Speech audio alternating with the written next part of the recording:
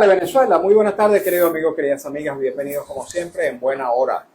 Su servidor Mario Villegas listo para compartir con ustedes hasta las 3 de la tarde de este día, martes 4 de agosto. Nuestro programa, una presentación de Agrepa, el mejor asfalto que se produce en Venezuela, Agrepa, gente seria y asfalto de primera, y del servicio geriátrico del doctor Argenis Portillo. Consultas previas citas por el teléfono 0414-309-0806, 0414-309-0806. Los martes ustedes están acostumbrados, queridos amigos, queridas amigas, a tener como anfitriones junto conmigo a Carlos Rodríguez y Ángel Cacique, municipalistas, muy conocidos y muy comprometidos con la ciudad de Caracas. Y hacemos esta sección especial de los martes siempre de Caracas. Sin embargo, en medio de esta provisionalidad a que nos ha sometido el terremoto del 24 de junio, que estamos en este estudio provisional, donde no hay espacio suficiente ni condiciones apropiadas para que estemos 3 y hasta 4 personas, pues le hemos dado un descansito a Carlos y a Ángel, aunque ellos están permanentemente comprometidos con nuestro programa, con nuestro espacio. El día de hoy, amigos y amigas, me complace recibir a una persona por la que tengo un inmenso respeto, una gran admiración incluso, un profesional de primera línea, no solamente a nivel nacional, sino internacional, un hombre que se pierde de vista en sus virtudes, voy a decir primero las humanas y después las profesionales y académicas, pero las humanas, por supuesto, por encima de todas. Estamos hablando de una persona que ha ocupado importantes posiciones en la gerencia pública y en la gerencia privada. José María de Viana, bienvenido, José María. Muchas gracias, Mario. Un placer estar contigo y muy agradado, pero además muy honrado por estar aquí contigo el día de hoy. Así es, muchísimas gracias. Como se sabe, pues, José María de Viana no solamente que fue presidente de Hidrocapital, también fue presidente de una importante corporación de comunicaciones, de Movilnet, es profesor universitario, es consultor de interesantes, importantes organismos multilaterales que digamos que han recurrido y reciben sus servicios en las materias que son de su absoluta competencia. Estamos hablando de un ingeniero civil de larga experiencia que ha estado al frente de importantes proyectos en Venezuela y en el mundo. Proyectos. Cuando uno habla de proyectos, estamos hablando también, o vamos a hablar también en algún momento, de qué proyecto imagina nuestro invitado para Caracas y para Venezuela. Pero antes de llegar a eso, me gustaría que nos diera un poquito su vivencia de este terremoto doble que sacudió a nuestro país y que tuvo su impacto principal no solo en Caracas, sino en La Guaira y en otros estados. Bueno, Mario, la verdad es que este terremoto lo estábamos esperando hace tiempo. Cuando yo era un niño de 12 años, sufrimos el del año 67 y esa experiencia a mí me marcó la vida. Cuando yo estudié ingeniería civil, el tema de la ingeniería sismo resistente para mí fue muy importante.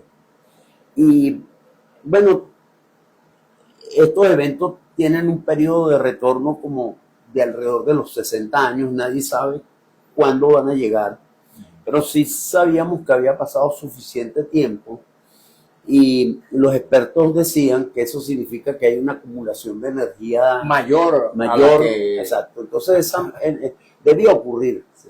Lo que pasa es que efectivamente lo que pasó fue más grave de lo que habíamos sufrido hasta ahora. Los expertos hablan de que esto se parece más al terremoto de 1812 y además de eso ocurrió en dos momentos, es decir, hay dos eventos que ocurren y en el caso especialmente del litoral Vargas, para nosotros fue muy doloroso porque tenemos muchos venezolanos que murieron, que perdieron sus viviendas y que el desastre fue enorme. Entonces, efectivamente, es un evento que estamos investigando, es un evento que tenemos que aprender exactamente lo que pasó.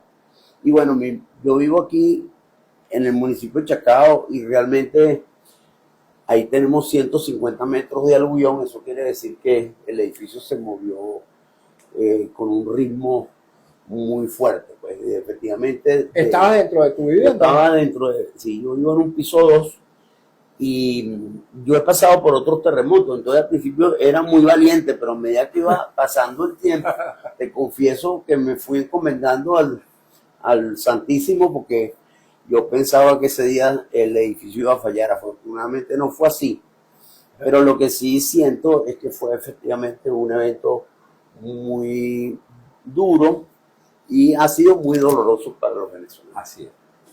Si los venezolanos sabíamos, José María, que este terremoto iba a venir, yo también viví el del año 1967, me asustó y me impactó muchísimo más, y digamos que sus consecuencias fueron muchísimo más graves que las del 67. Sí. Tenía yo entre 14 y 15 años, iba a cumplir 15 años. Pero aquel terremoto, por supuesto, que se quedó chiquitico frente a este. Total. Ahora te pregunto, si sabíamos los venezolanos que este terremoto vendría, porque tal como tú dices, se estima que entre unos 50, 60 años iba a ocurrir. Habían pasado 59 desde el año 67. Te pregunto, desde tu perspectiva de gerente, que lo has sido, y de profesional de la ingeniería, ¿nos preparamos para esto, José María? Bueno, la respuesta es mixta. Ajá. Te quiero decir, el comportamiento de los edificios en la ciudad de Caracas fue excelente. Es decir, para la cantidad de edificios que nosotros hemos construido aquí, yo he dicho que hay alrededor de 12.000 edificios. Hablamos de edificaciones de más de 5 pisos de altura. Pues sí, los edificios más importantes en general, a excepción de los problemas que tuvimos en la zona de los Palos Grandes, donde cayeron 4 edificios, tenemos que investigar. El comportamiento fue bastante bueno. Es más, 12.000 edificios, dices tú. 12.000 edificios. 12.000 edificios multifamiliares. Porque hay que decir que efectivamente no solamente los edificios modernos, sino mira, todos los edificios del Banco Obrero, los edificios construidos por el INAVI se comportaron de una forma correcta, y la mayoría de los edificios que cumpliendo con las normas se construyeron bien, funcionaron bien. Sí, entonces, ¿por qué te digo que es mixto? Porque mira, lo que pasó en La Guaira fue un evento no esperado. Y ese es un evento tan significativamente distinto que los expertos en la materia dicen que va a suponer el cambio inclusive de las normas internacionales a nivel internacional. Entiendo que han venido profesionales, investigadores de todas partes del mundo. Es un caso de estudio muy interesante. ¿Y para qué caso? Vamos a decirlo claramente. Para todas las edificaciones que estén más cerca de 15 kilómetros de una falla activa. Vamos a entender, la falla activa de La Guaira es San Sebastián, y todos los edificios que cayeron están sobre la falla activa, ¿no? Entonces, bueno, eso, ¿qué pasó aquí? Bueno, que además de todas las cosas que habíamos aprendido que le ocurrían a un edificio, que fundamentalmente es un movimiento lateral, hubo un pulso vertical que algunas personas dicen que lo sintieron, efectivamente, es decir, un pulso vertical muy importante que añadió un efecto adicional. Eso quiere decir que algunos edificios de La Guaira fallaron por compresión en planta baja. Eso significa que eso es lo que explica que muchos edificios se hundieron, más que se desplomaron hacia los lados.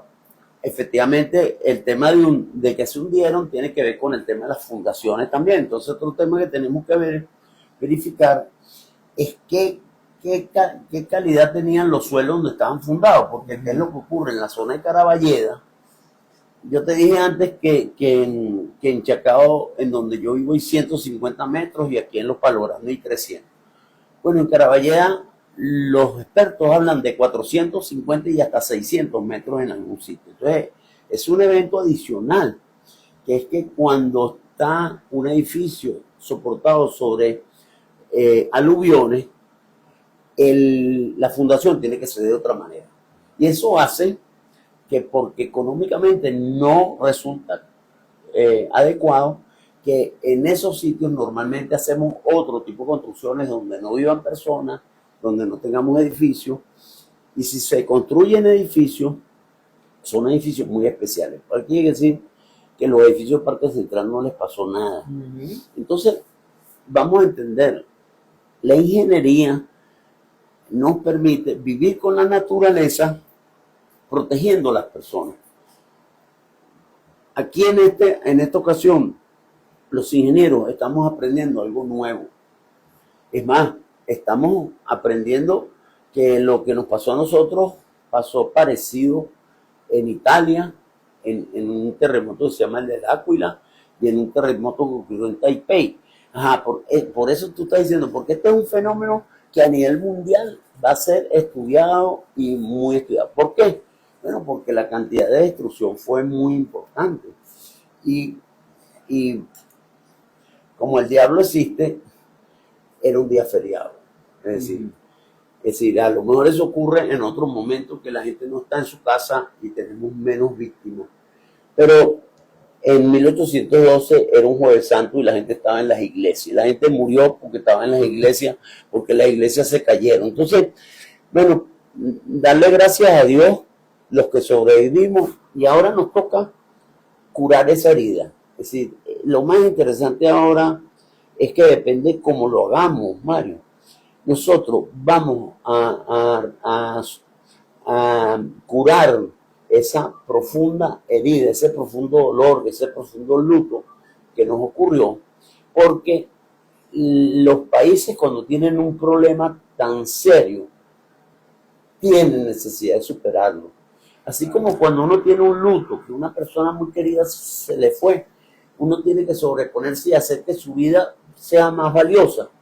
Eso mismo tiene que ocurrir ahorita con los venezolanos. Ok, dos cositas antes de pasar al tema de la proyección hacia el futuro, ¿no? Uno, hay quienes piensan que ha habido, de alguna manera, falta de responsabilidad de parte de los gobiernos que se han sucedido desde 1967 hasta la fecha, y también de empresarios que han construido sin, digamos, atenerse a lo que son las normas sismoresistentes. ¿Qué hay de cierto en eso? Bueno, lo primero es que hay que decir que la responsabilidad existe. Cada vez que los ingenieros diseñamos, construimos, operamos una infraestructura, somos responsables de lo que pase. Eso es independiente de que hay una ley que dice que después de 10 años la responsabilidad... Mire, la responsabilidad moral es siempre, porque cuando nosotros ponemos nuestra inteligencia va con... Entonces, todos los casos en los cuales tenemos no solamente pérdida de vida humana, sino también daños económicos importantes, porque vamos a entender que hay muchas familias que el único patrimonio que tenían era su vivienda y se quedaron sin vivienda. Vamos a hablar de eso después. Sí. Pero entonces hay una cosa que llamamos la ingeniería forense. La ingeniería forense es importantísimo que además haya una declaración oficial con respecto a eso, porque todo el mundo dice que está de acuerdo, pero lo que están haciendo no coincide. Me explico. Explícate. Es muy grave lo que pasó. Y además, es muy grave la concentración de edificios construidos por este gobierno, ¿sí? En un proceso que fue ordenado por el fallecido presidente Chávez, y que todos tenemos la impresión que se hicieron cosas mal hechas.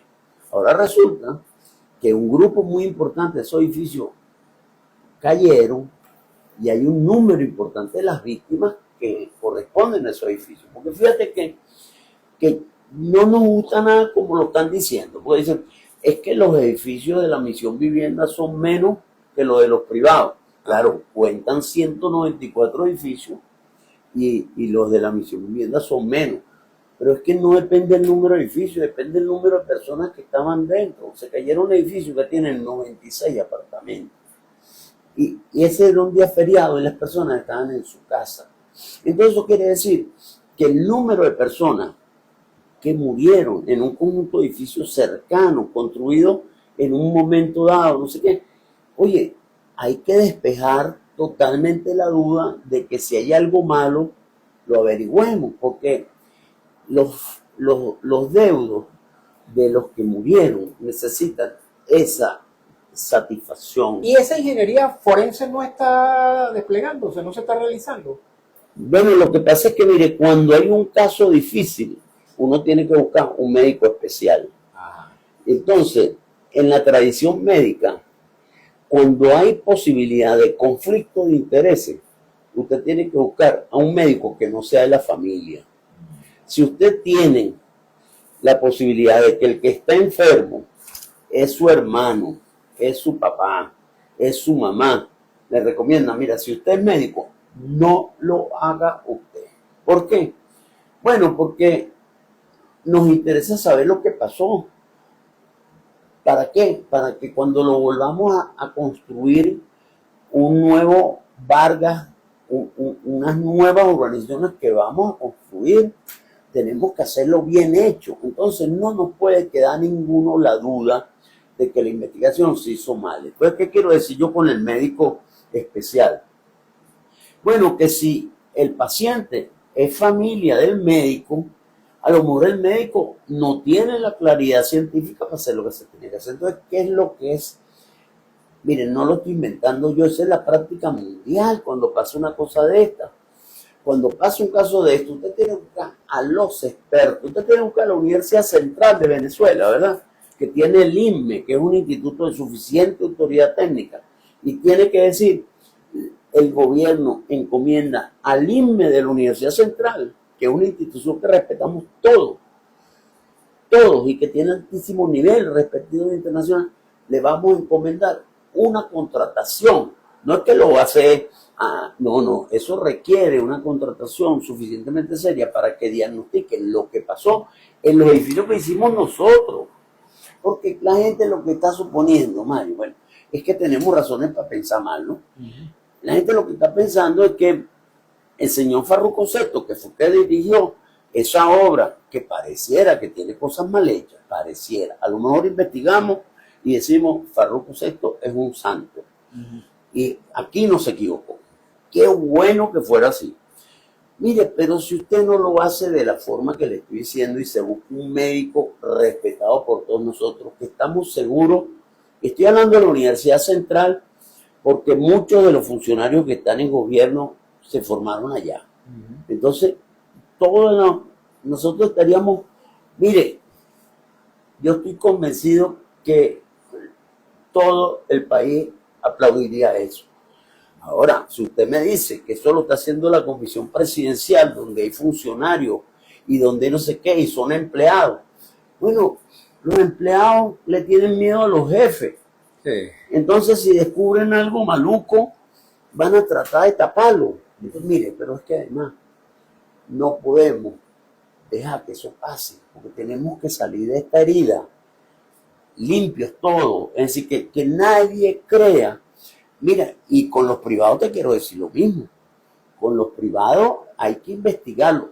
Yo estoy convencido, y los especialistas también, que hay edificios bien construidos, de acuerdo a la norma que teníamos, con materiales adecuados y que aún así fallaron.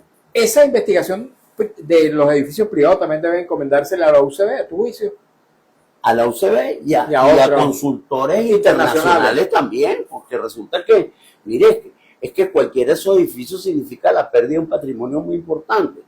Ahora, lo que eso no se puede hacer como un Boy Scout, ¿me entiendes? Porque lo están haciendo así, como unas unidades de acción rápida que se ponen un brazalete, le falta ponerse una boina. Mire, esta es una cosa seria. Mire, igualito que con las personas. Cuando una persona se muere en condiciones extrañas, Mario, hay una cosa que se llama el protocolo forense. Correcto. Que lo hacen unos especialistas. No puede ser familia. Claro. Bueno, ¿a quién se le ocurre que el cadáver de un familiar lo va a revisar su hermano? No, eso no. Se busca un médico. Ese señor tiene que escribir y poner su nombre y su reputación y su conocimiento ahí. ¿Cuál necesitamos? Mire, el mejor, porque nosotros estamos convencidos que muchos edificios se cayeron a pesar de estar bien construido. Pero si nosotros no despejamos esa duda, la gente sencilla va a creer que los ingenieros nos estamos tapando unos con otros. Nosotros no nos queremos tapar unos con otros, nosotros queremos saber lo que pasó.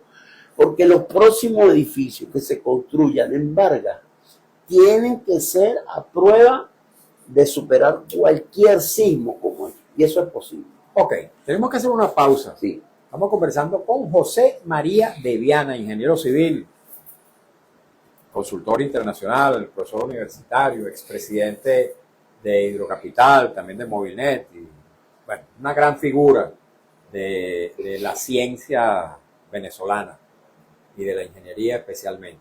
Tenemos que hacer la pausa para escuchar un avance del noticiero, también cumplir compromisos publicitarios de la estación.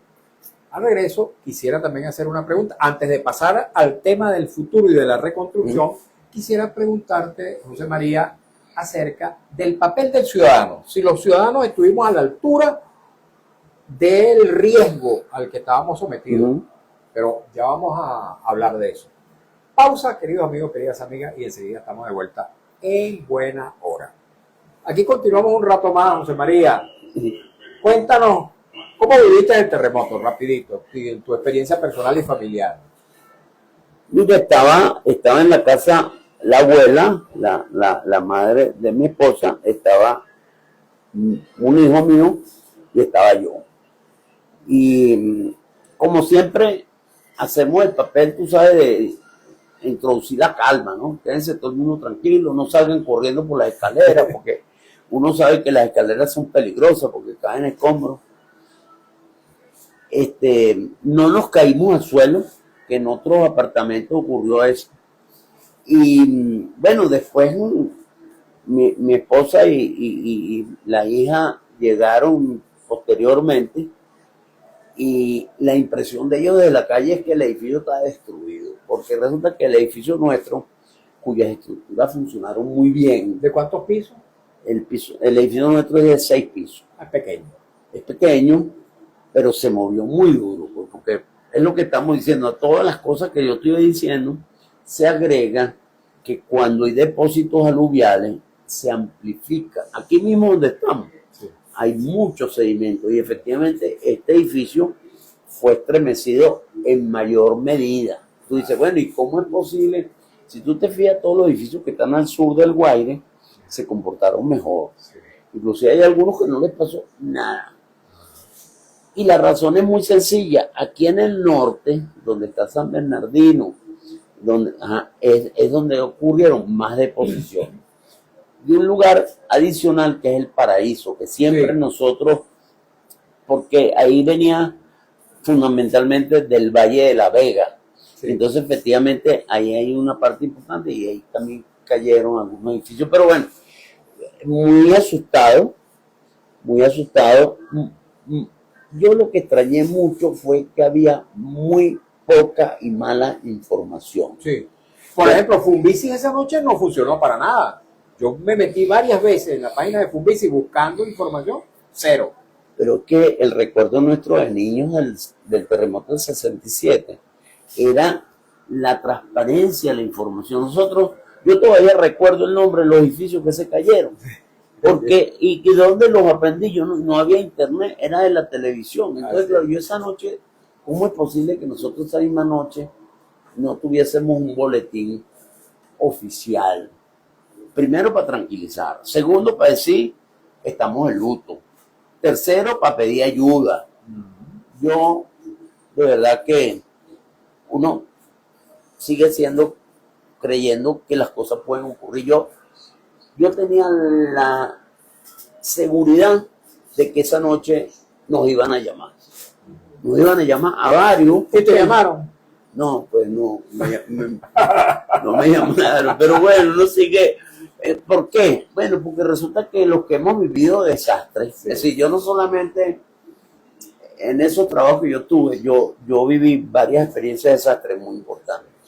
La tragedia del río Limón, la viví muy cerca, en Maracay, en Aragua, pero yo viví muy intensamente la tragedia del Bret, la tormenta Bret, donde murieron 400 personas aquí en Caracas. Fue una tragedia enorme. en una noche.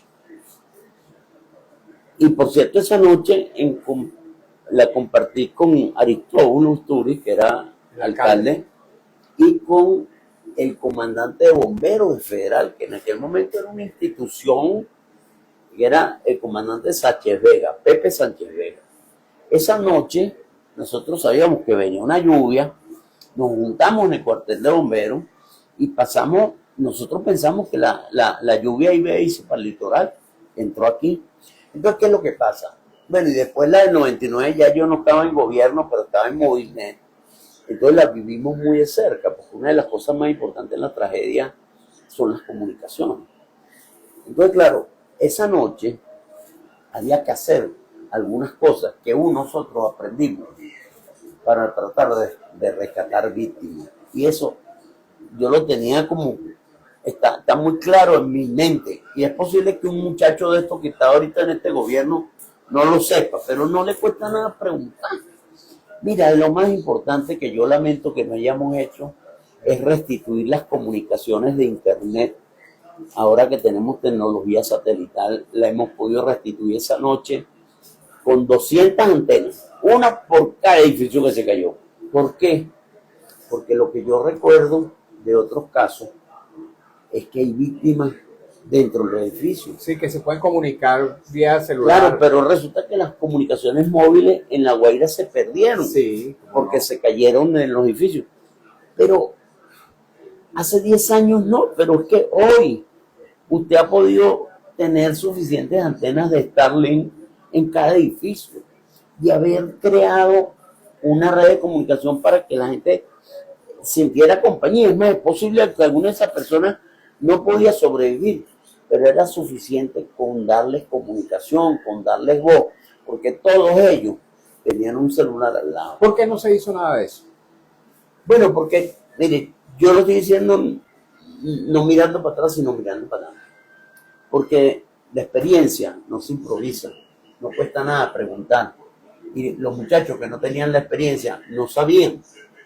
Los que trabajamos en comunicaciones sabemos la importancia que tuvieron las comunicaciones en el año 99. Ok, vamos ahora sí a retomar la comunicación con la señal abierta de Radio Rumbo 670 AM.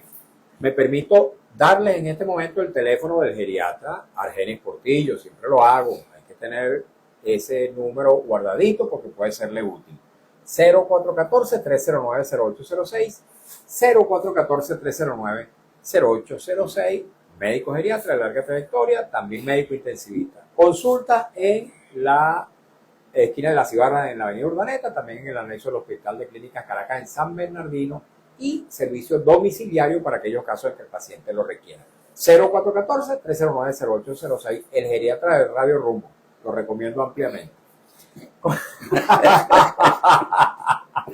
Ay, caray, seguimos aquí, seguimos con José María de Viana. Esto último que estabas diciendo antes de irnos, antes de retomar la señal abierta de Radio Rumbo es muy importante porque lo estás diciendo desde tu experiencia como presidente de Movilnet, que lo fuiste. Así. Y ciertamente que yo que tengo una hija que vivía en La Guaira, que tuve que bajar a la medianoche y traerme la madrugada para Caracas, en medio de toda aquella tragedia, bueno, yo bajé desesperado porque no sabía lo que estaba pasando allá abajo. Y ciertamente que hubo ausencia de comunicación. Así es. Tú dices que lo que faltó fue consultar la experiencia. Fíjate, lo que pasa es que nosotros vivimos el BRET y vivimos los del AVE 99. ¿Qué aprendimos con el BRET? Con el BRET aprendimos que en las primeras horas, Mario, rescatamos personas vivas. Es decir, rescatamos, cuando decimos rescatamos es que estábamos los bomberos, un contingente importante de muchachos de Hidrocapital que voluntarios se quedaron y un contingente importante de la alcaldía de Caracas que también se quedaron. Entonces en total éramos cerca de 300 personas. Y entonces lo que ocurrió nos agarró de sorpresa. Pero estamos preparados desde el día sábado. Anímicamente para eso. Bueno, estamos anímicamente, pero no sabíamos lo que nos iba a pasar. Claro. ¿Y qué fue lo que aprendimos? Bueno, miren, una colada, fue una lluvia terrible, quedaron muchas personas tapiadas por el barro Y entonces teníamos el tema de rescatarlas del barro para que no murieran, pues. Claro. De esa experiencia me quedó claro que hay un problema de tiempo importante. 72 horas entiendo que son vitales. Pero O menos que 72. en algunos casos es menos. Ujú. Porque lo que pasa es que depende de las heridas Sí. que la gente tenga. Por Efectivamente, supuesto, bueno, por supuesto. por supuesto, hemos visto que han rescatado, bendito los milagros, personas que tienen más de 30 días allí y se pudieron mantener. Pero lo que es muy importante es que además hay un tema emocional y moral muy importante, Claro. porque las víctimas atrapadas es Te muy puede un importante. infarto, te puede dar un infarto, por y es muy ejemplo. importante que sepa que Entras hay- en pánico. que hay sí. alguien entra, exacto, entran un montón de sentimientos. Entonces, claro, ¿qué es lo que ocurre? Bueno, que nosotros tenemos un servicio satelital en este momento por el cual y está funcionando en muchas casas. No estamos hablando de un módem que cuesta $200. ¿De quién te 300. pedía tomar esa decisión? Porque estamos hablando que Movilnet es del Estado. Yo estoy convencido que el gobierno no sabía que eso había que hacerlo. Ah, el gobierno no sabía. Yo estoy convencido que si ellos se les hubiese ocurrido, hubiese Obviamente. sido una cosa loable, que todavía estaríamos hablando bien de eso. Fíjate, Mario, yo no lo estoy diciendo en sentido malo. Digo, miren, ¿por qué?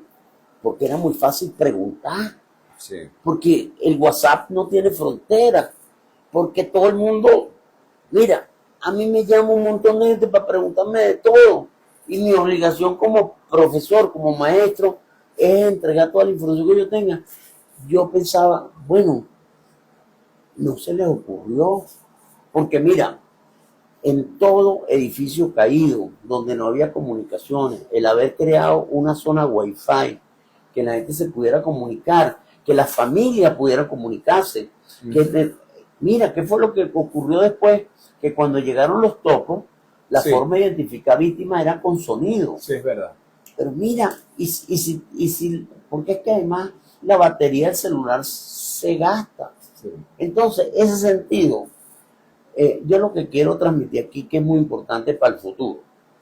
Mire, el primer día que volvamos a tener un problema, porque serán de otra manera y será otro tipo de desastre. Pero cuando ocurra, llame a Miraflores, al centro del poder político, a las 15, 20 personas talentosas que le pueden ayudar. Y en esa situación, oye, usted va a empezar desde el primer día a hacer las cosas bien hechas, porque no costaba nada hacerlo. Después vino el siguiente tema que tú tienes en el ejército venezolano unos batallones que son de ingeniería militar, Sí. que allá están grandes amigos porque nos conocimos precisamente en situaciones de ese con Amar. No fueron activados esa noche. Bueno, ellos llegaron recién el día sábado o el día domingo. Mire, ¿por qué tienen que llegar? Porque esa gente está preparada para actuar en condiciones de guerra. Y lo que nosotros pasó, especialmente en La Guaira, es una guerra. Sí. Es como si nos hubieran bombardeado. Bueno, entonces, ¿por qué? Porque tienen que asegurar la logística y tienen que asegurar la seguridad. Mire, cuando llegaron los topos, ellos necesitan silencio, porque ellos no son adivinos, ellos localizan a las personas por la respiración, por los gemidos. Mira, eso era un barullo de motos. Había 500.000 motos, para adelante y para atrás, porque además estaba trancado. Oye, era imposible. Entonces, los topos decían, coño, pero quiero un poquito de sonido. En un Silencio. lugar, claro, es que necesito silencio. ¿Por qué? Sí. Porque justamente, además que tenemos un lugar en donde murieron unos compatriotas, es un campo santo. Entonces, bueno, alguien tiene que crear un cinturón. No lo hicimos, nos equivocamos. Qué bueno que lo escribamos, porque miren, esa experiencia de los errores, vamos a aprender muchas cosas. Y por eso lo más importante yo quería decir, sí, qué cosa muy buena tú, por primera vez en mucho tiempo, aceptamos la ayuda internacional de los que nos quisieron ayudar.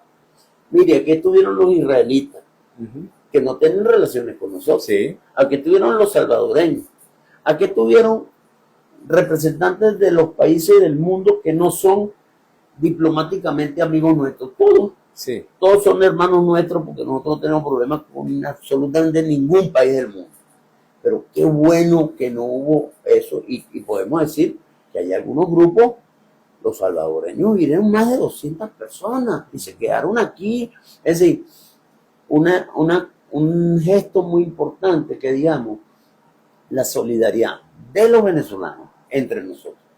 Mira, las primeras 48 horas, 72 horas, era con las manos que la gente estaba rescatando gente, con una pala y un pico y un alicate y una tenaza. Cuando eso, desde el principio, los que conocemos el terremoto de 67, sabemos que necesitamos una grúa de 100 toneladas.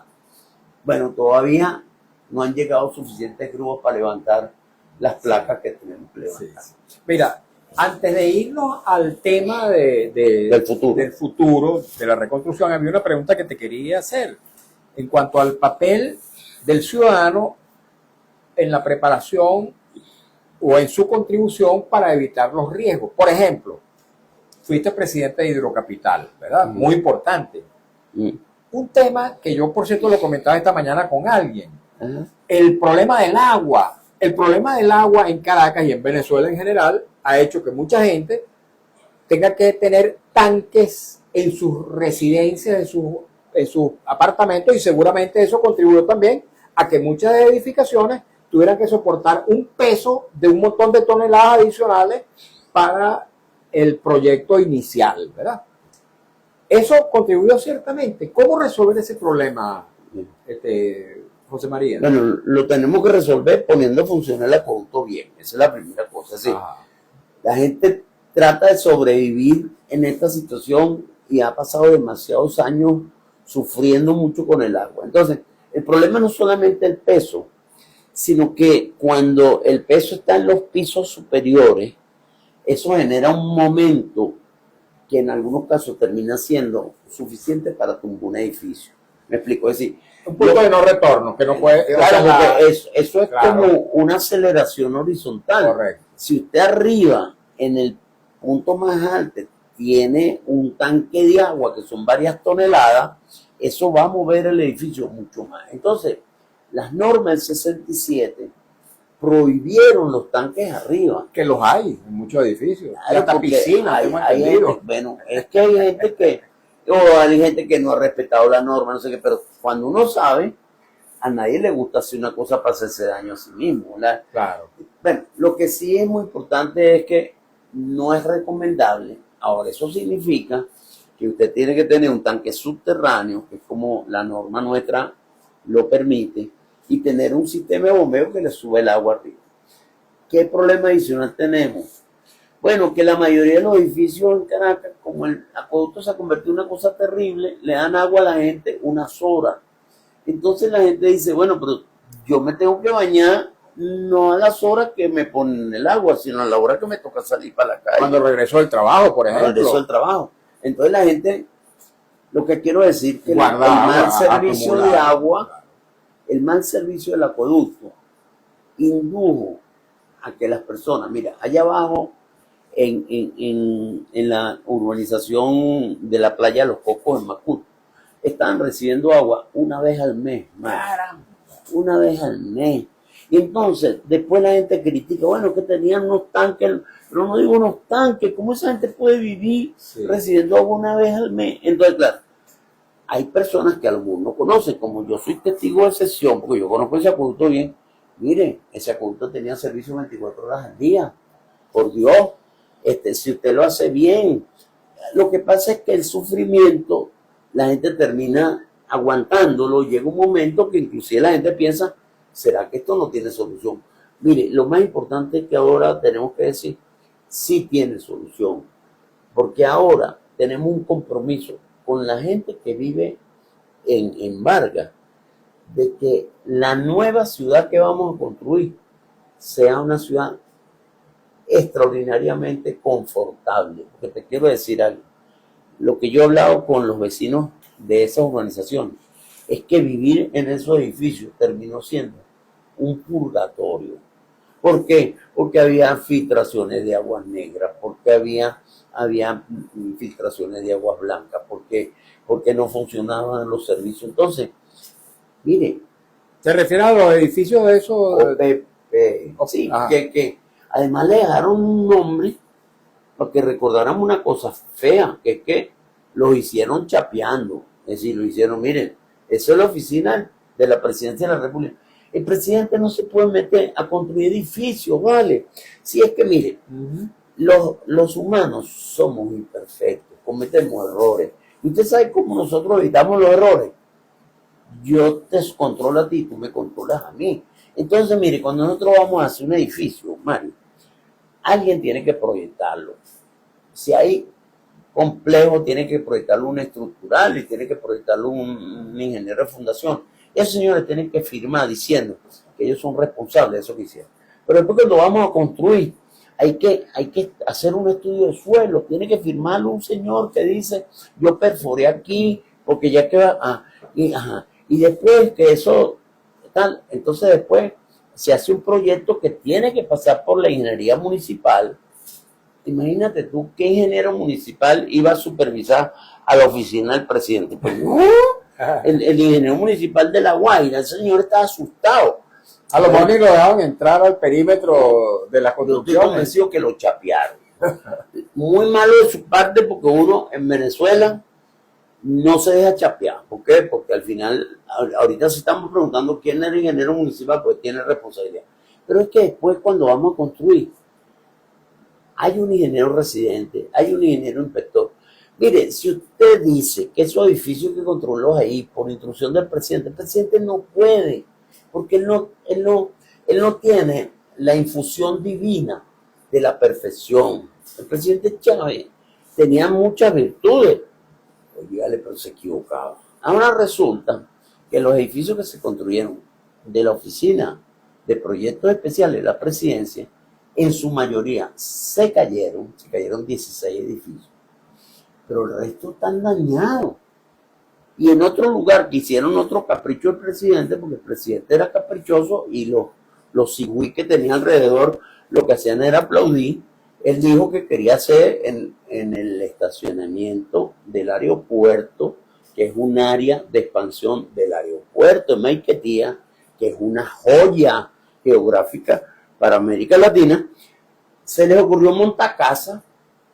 Había 1000 lugares donde morir. Bueno, pero tenían que demostrar que mandaban, pues. Construyeron casa.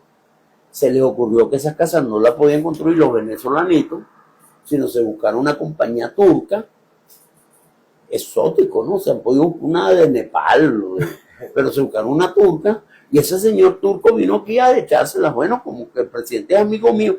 Bueno, vale, resulta que la mayoría de esas casas están dañadas. Muchas de ellas se hundieron. Oye, pero además hay unas casas en donde murieron venezolanos. Mire, entonces, vamos, por lo menos de las cosas que vamos a aprender. Más nunca un presidente se ponga a inventar hacer casas él. El presidente está para otra cosa, está para supervisar que los que hacen casas la hacen bien. Ahora resulta que nosotros tenemos que investigar por qué esas casas se dañaron, por qué murieron unos venezolanos. Oye, y a lo mejor, ojo, vamos a entender, es posible que llegamos a decir, ese evento era tan severo, que a pesar de que estaban bien construidos, les pasó eso. Eso hay que saberlo. Pero hasta ahora están queriendo contratar a un médico de la familia. Eso no es bueno, porque nos va a quedar la duda siempre. Miren, vayan a la Universidad Central, que son profesores serios, y vamos a descubrir lo bueno y lo malo. Hay cosas que se hicieron mal. Claro, porque por ejemplo, se hicieron sin licitación, Mario. No se licitaron, esos edificios se contrataron con unos amigos. A dedo, pero que además las empresas que construyeron, pero la turca no tenía por qué haber trabajado aquí porque tenía que estar inscrito en el registro de contratista y no lo estaba. Pero bueno, está chapeado. Es una norma legal venezolana. Bueno, es que para que trabaje aquí tiene que tener un responsable legal aquí, porque ahorita vete a buscar a Estambul el señor que hizo esa casa. Pero es que las casas, los otros edificios, los construyeron empresas que no eran constructoras. Son empresas que ¿Subcontratan a un tercero o qué? ellos escogieron una empresa cuya experiencia no era en construcción. Dijeron, mira Mario, tú tienes una compañía ahí, bueno, ¿de qué? No, yo vendo cambures. Bueno, cámbiale el objeto y construye vivienda. No hay una sola constructora privada en esos edificios. Entonces tú dices, bueno, mira, a lo mejor todos lo hicieron bien, pero ese procedimiento no es correcto. ¿Por qué? Porque el Estado no le está permitido contratar con quien le dé la gana. ¿Por qué lo hicieron? Y lo quiero decir porque es muy importante. Porque pusieron como razón la emergencia. La emergencia no puede ser utilizada para hacer las cosas mal hechas. La emergencia es que había unas elecciones y querían utilizar las casas como un mecanismo electoral. Esa era la emergencia. Mire, si usted está apurado, haga las cosas poco a poco para que le salgan bien. Porque si le salen mal, como salió ahorita, tenemos que volver a empezar de nuevo. Es lo que vamos a hacer. José María de Viana, nuestro invitado el día de hoy, nos quedan 5 minuticos. Imagínate tú para hablar de 5 minutos del futuro. Pero bueno, has dicho muchas cosas, yo no te he querido interrumpir porque muy bien, las cosas que estás diciendo son verdaderamente trascendentes. Y de una persona como tú, viniendo de una persona como tú, por supuesto que eso tiene una entidad muchísimo mayor. Hay quienes piensan que en La Guaira no se debe construir más edificios. ¿Qué opinas tú? Hablando del futuro, ¿cómo concibes tú esa reconstrucción? Bueno, lo primero que tenemos que saber es que en La Guaira viven 500.000 de venezolanos. Ok. Esos 500.000 de venezolanos viven en el litoral del Caribe más espectacular que existe. No hay otro litoral tan bello como eso. Tuvimos un problema. Tenemos dos tipos de amenazas naturales. Una son las vaguadas, que han ocurrido también desde y los sismos, que también en la historia de Vargas, porque simplemente Vargas es la bisagra entre la placa del Suramérica y la placa del Caribe. Esa es la razón, y pasa por ahí. Mire, pero si fuera así en Japón, entonces había que evacuar a los japoneses, y en Chile también habían que sacarlos, y la costa de California, que tiene parecido, habría que... Mire, lo que pasa es que habrá que hacer un estudio para microzonificar, va a haber que cambiar los usos, pero mire, hay sitios de La Guaira que no les pasó nada. Hay urbanizaciones en La Guaira que están perfectamente bien y soportaron muy bien. ¿Por qué? Bueno, porque estaban en un sitio adecuado. Bueno, lo que quiero decir es, tenemos que estudiarlo, pero mire, yo le quiero decir algo más. Además de eso, La Guaira es muy importante para los venezolanos, porque La Guaira es el sitio geográfico para relacionarnos con el mundo. Es decir, lo que pasa es que nosotros tenemos un aeropuerto que es un rancho, ¿me entienden? Un rancho de campaña. Y tenemos un puerto que es otro rancho. Entonces, mire, lo más importante que quiero decir con respecto al futuro es que el futuro del Litoral Vargas no va a ser con limosna y con donaciones, sino va a ser con un proyecto económico que transforme La Guaira en un sitio donde haya actividad, donde la gente de La Guaira pueda tener un buen trabajo. Y les quiero dar un solo dato. Geográficamente, el sitio debe ser La Guaira, es decir, Maiquetía debe ser el hub aéreo más importante de América Latina. ¿Usted sabe cuál es el hub? Bogotá, que queda mucho más lejos y está a 2.450 metros de altura. Y usted dice, ¿por qué? Bueno, porque hace años en Colombia ellos decidieron, yo voy a hacer algo para hacerlo mejor que los venezolanos. Y hace muchos años que unos gobiernos pragmáticos dijeron, lo importante es que el ratón el gato case ratón, así. Como decía, entonces, como decía Deng Xiaoping, perdón. Bueno, vale, hace 30 años los colombianos buscaron un operador internacional que maneja el aeropuerto del Dorado. Quiero decir un solo dato. En Maiquetía circula 1 millón de pasajeros al año.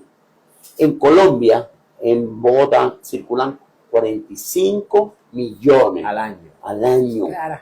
Pero te quiero decir, no solo es que hay 100.000 personas empleadas alrededor del aeropuerto.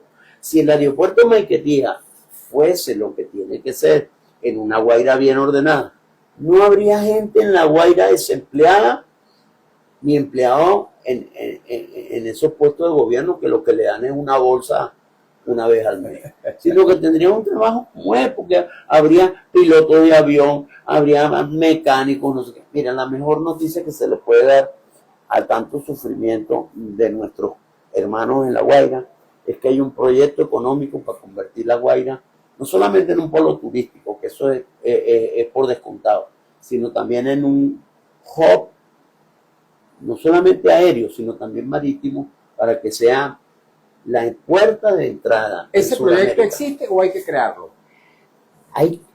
Es que miren, en los tiempos modernos no hay que inventar mucho, porque uno lo que tiene que hacer es copiarse a los que lo hicieron bien. El otro aeropuerto es el de Tucumán, en Panamá. 25 millones ese es un país que tiene 3 millones de habitantes. Y entonces por el aeropuerto pasan 25 millones al año. ¿Por qué? Bueno, porque desde el aeropuerto de Tucumán en Panamá hay vuelos directos a 80 países. Es el hub de Copa. Bueno, es que el Copa desearía hacerlo aquí en Maiquetía, porque en Maiquetía tenemos el lugar correcto, la situación perfecta, el país más bello del mundo y la gente más buena del mundo.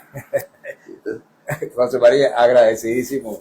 De verdad que chido, encantado con esta entrevista. Encantado de estar aquí contigo. Así es, muchas gracias. Caramba, qué grato es escuchar a un venezolano de la talla de José María de Viana, de verdad que sí. Y bueno, mis amigos de la audiencia dispensarán que no hayamos leído hoy las preguntas, comentarios de la audiencia, que siempre yo lo hago, pero el tiempo no nos lo permitió el día de hoy. Así que bueno, me dispense. Muchísimas gracias a nuestro invitado, José María de Viana. Muchísimas gracias a todas las personas que tuvieron la amabilidad de acompañarnos esta tarde. Hemos trabajado para ustedes con mucho cariño, como siempre, en la dirección de Radio Rumbos, Elsa Siciliano, en la jefatura de prensa Luis Alberto Albornoz. En los controles Lourdes Pérez, en las redes sociales de Radio Rumbo Marco Rivera, frente a los micrófonos su servidor Mario Villegas con B de Venezuela. El programa, una presentación de Agrepa, el mejor asfalto que se produce en Venezuela. Agrepa Gente Sería Asfalto de Primera y del Servicio Geriátrico el Dr. Argenis Portillo. Consulta pida cita por el teléfono 0414-309-0806. Tengan todas y todos muy buenas tardes.